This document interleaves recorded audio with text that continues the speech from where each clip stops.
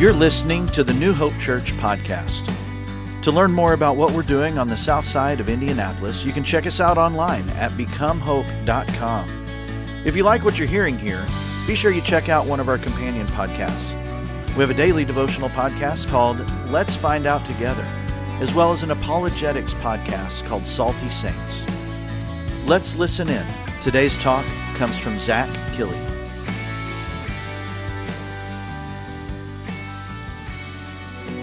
Good morning. My name's Zach. I'm one of the pastors here at New Hope. And right off the bat, quick show of hands, who here has ever been angry at someone? Put them up, put them up, put them up, put them up. Come on. All right, there we go.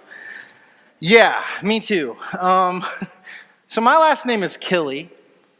And I did a little bit of research on my last name a few years back. And I found that my last name is Scotch-Irish. So it's kind of hard to nail down whether it's Scottish or Irish. They're right next to each other. But it's one of them. And that's a little bit scary because I'm pretty sure Scotland and Ireland have been fighting everybody since like forever. And I actually found a cool family photo of my grandpa Willie. He's a good guy. But I went on and I found that my last name is originally pronounced McKillia. McKillia. Now, they say that your last name is an indication of what your ancestors' profession was, and so I can only come to terms that I come from a long line of hitmen, and I hope that's not the case.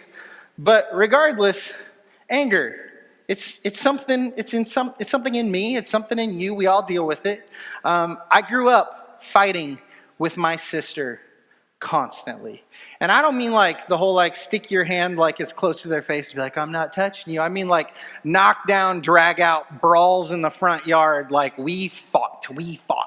To the point that I remember my mom crying, looking at us going, I just pray to God that one day you like each other. And God answered that prayer because we get along well. We get along now well. You know, we don't agree on everything, but we don't hate each other. We love each other. But we did. We fought a lot growing up. I go to college, and I get a roommate that we had no business being each other's roommates. Like, I was a terrible, lazy, messy roommate, and he knew how to say things to get under people's skin. And when you put those two things together, one day, you have a problem. And so one day, he just said the wrong thing at the wrong time, and I snapped, and I punched him in the face as hard as I could. And then I moved out of my house and had to go get my own place, and it was a mess. It was not good. Take notes, kids. Don't do any of that. It's bad. But the point is, had I not done those things, I wouldn't have had to have reaped the consequences of those things.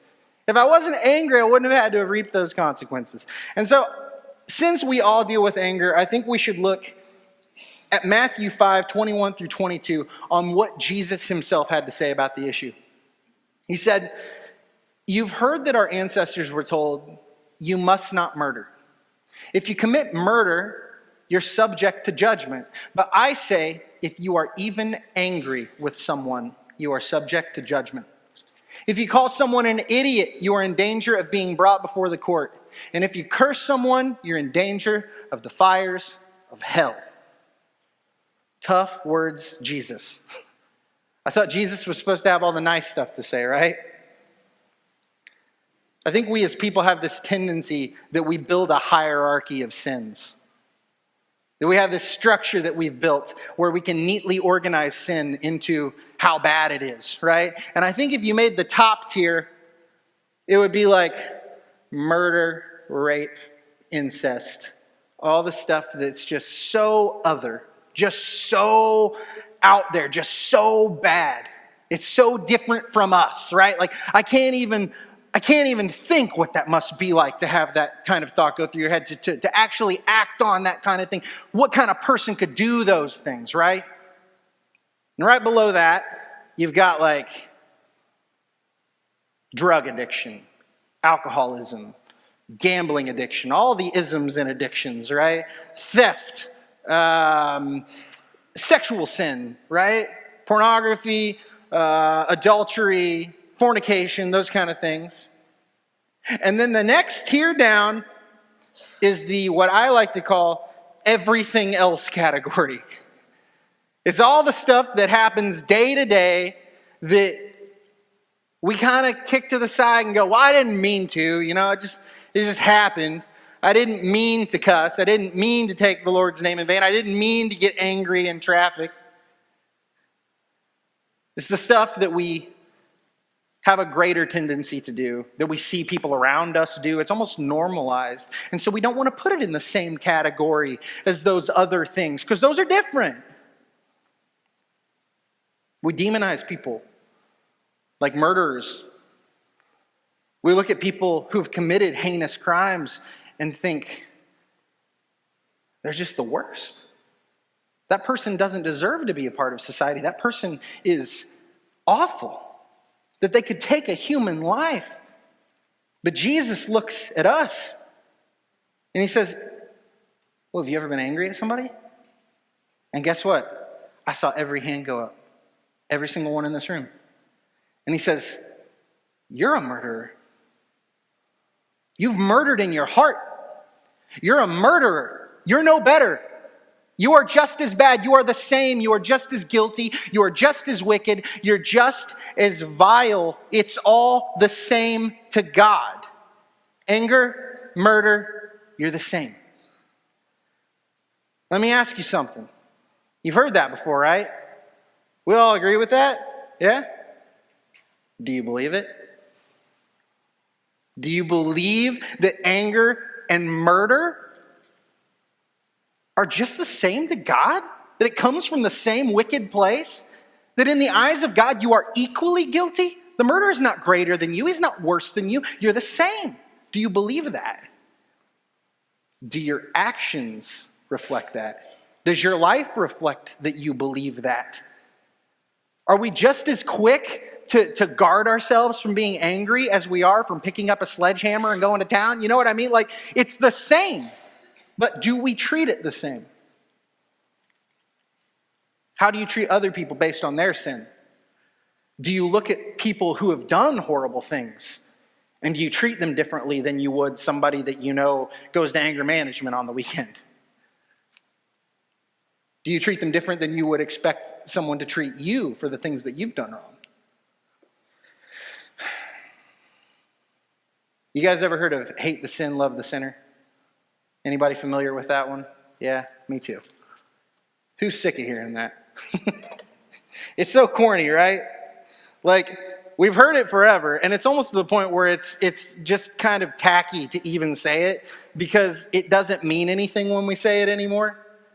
Because nobody does it, right? That's the issue. That's the bigger issue. We believe it on some degree, like scripturally it's correct, but we don't really do it. And so it's kind of a joke.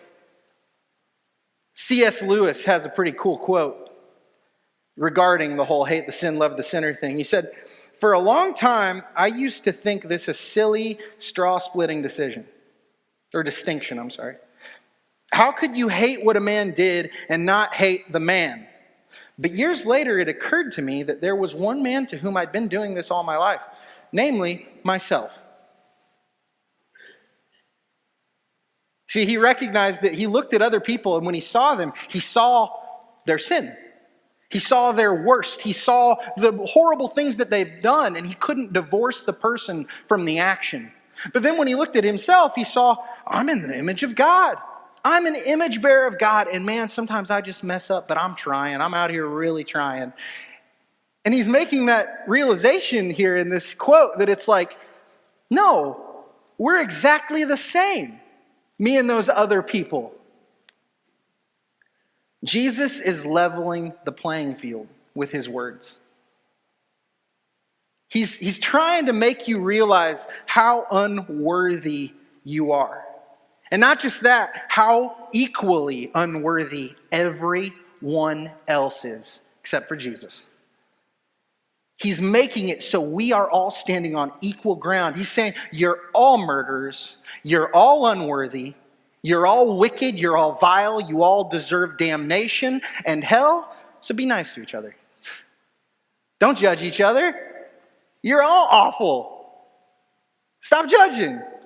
He goes on in Matthew 5:23 through 24, and he says, so if you are presenting a sacrifice at the altar in the temple, and you suddenly remember that someone has something against you, leave your sacrifice there at the altar. Go and be reconciled to that person. Then come and offer your sacrifice to God. Let me translate that into modern terms. So you walk into church on a Sunday and you sit down in the pew or in the chair or wherever you are. And you start to sing the first worship song. But all of a sudden, you get this thought in your head of that argument you had with your neighbor or your family member or your friend. And there's beef there. There's a problem there. Maybe they did it. Maybe you did it. Whatever. God is saying, I care about your relationships and I want you to go make them right. He's not saying, look, yeah, actually get up right now. All of you get up because you've all got something on your plate. Get up and leave. It's, you should take the relationships in your life as seriously as coming to church on a Sunday. As making your sacrifices at the temple if you're a Jew, right? He's saying, I want both. I want you here. I want you worshiping with your brothers and sisters in Christ. But before you walk back in these doors next Sunday, you make sure you're squared up. Make sure you got right. Make sure you went to those people that you've hurt or have hurt you, that there's an issue between you. Make it right. Settle the problem. Get right with them because God cares about your relationship. He cares about your heart as much as he cares about an act of worship. In Amos, and I've quoted this a million times because it's so profound, but God's talking about all the worship Israel's doing, and they're living in sin, but they keep worshiping, they keep burning incense and singing songs and making sacrifices. And he says, I smell your incense and I smell your sacrifice, and it's putrid. It smells like death to me. I hate it. He says, I hear your worship, I hear your songs, but it's like a clanging gong. It's all noise because your hearts aren't right. Go get your heart right and then come worship me. I want both, not either or. He goes on, Matthew 5:25 through 26. When you're on the way to court with your adversary, settle your differences quickly. Otherwise, your accuser may hand you over to the judge, who will hand you over to an officer, and you'll be thrown into prison. And if that happens, you surely won't be free again until you've paid the last penny. What's he saying? Do it quickly. Go settle your differences quickly. It doesn't matter if you messed up or they messed up. Go fix it. Go make it right. Because the longer you wait, the more you're going to learn to hate them. And the more they're going to learn to hate you. The longer you wait, the more people are going to get dragged into it. We as people have a tendency that we don't confront people directly. We go around and we talk a little over here and we talk a little over there and we don't mean much by it, but it builds and more people get dragged in and the issue grows and grows and grows. And God is saying, Jesus is saying, don't let that happen. Get after it now. Make it right now. Square up now. Because if you let this get out of hand, who knows what could happen? You could end up in jail. I feel like there's a little bit of like a hell metaphor there. Until you've paid the last penny, right? It's scary. Don't let it spiral out of control. Because some people hold grudges their entire lives. There are people with broken family relationships where there's people in their family that they don't even talk to anymore because something was said years ago and they just can't let go of it, or the other party just can't let go of it. There's friendships that get destroyed over a disagreement. There's broken marriages that end in divorce. All sorts of things in our lives, all sorts of problems where relationships can fall apart. And God is saying, Jesus is saying, make it right. Have you tried to make it right? The thing is, you don't have to be close to them. If somebody's hurt you, if somebody has hurt you in a way where you can't give them your trust, if you can't see yourselves just being like great friends after that, that's okay. You don't have to be. You don't have to be best friends with somebody that's wronged you. You don't have to give your trust to someone that doesn't deserve your trust anymore. But you do need to try and make things right. You can say, look, we don't have to be buddies, but we can't hate each other. How can we square this up? How can we make this right? And here's the deal. Maybe you've gone to somebody and you've tried that, and they didn't receive you. That's okay. That's on them. They should receive you if you're honestly trying to make it right. But if they don't, wipe your feet of that situation and you walk away.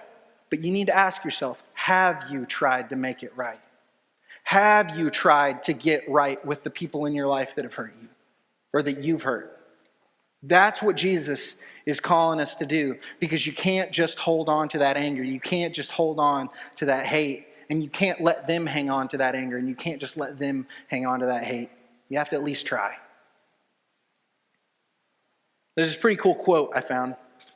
I heard it on the Joe Rogan podcast.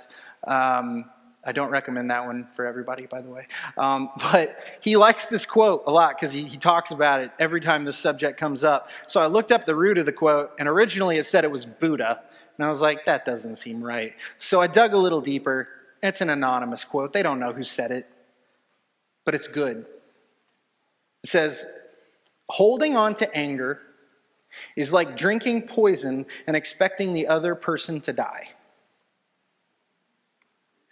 That's pretty good. There was a low grumble in the room the last time I said it too.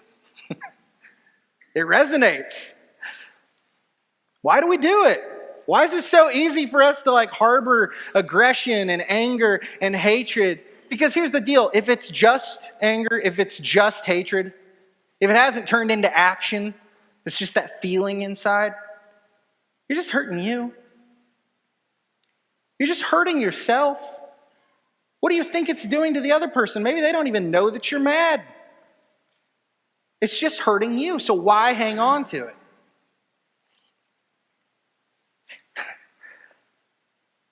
You've got to be careful. Because if it bubbles up, if it spills out into the world, it doesn't just stay a feeling. It turns into action. That's where things like murder come from. That's where things like aggression and hostility and violence come from. They're rooted in hate. They're rooted in anger. It spills over into action. And so nip it in the bud before it becomes something bigger, before it starts to ruin lives. And not just your life, but the lives of people around you. It's poison. I know this is a lot. And this is Jesus. This is supposed to be the happy stuff. But Jesus ups the ante. Jesus is always calling you to something greater. Jesus wants you to rise up and be someone better than you currently are, because that's what love is. I've been doing some training in leadership development, and one of the concepts that they're rooted in, that all the tools are rooted in, is love. And their definition of love is fighting for the highest possible good in others. Fighting for the best in other people. For instance, if you saw somebody that had a drug problem, a bad drug problem, something that's probably going to kill them, right? Would you let them keep doing that drug, or would you fight to get that person out of that situation? Because you want to see them live. You want to see them have a good life. You don't want to see them just squander it all away. You would want them to be called to something greater, even though to that person, doing drugs probably seems like the better option. That's us with all sin. That's us with all sin, but Jesus is calling us up out of it, as hard as it may be and as stupid as it may seem to us, because we like sin. He's calling us to be like him. He's calling us to lay down our hate, to lay down our anger. If you want to live, love, and go like Jesus, lay down your hate. Lay down your anger. We can't go and be adequate representatives of Jesus if people just see our anger, our aggression, our hostility. We've got to be welcoming. We've got to be willing to just be the bigger person and walk away even when we're wronged. And we got to be the kind of people that go and reconcile when we've done something wrong, or even if they've done something wrong to us, to go and try and forgive them properly. That's what Jesus is calling us to do. I hope we'll all do that.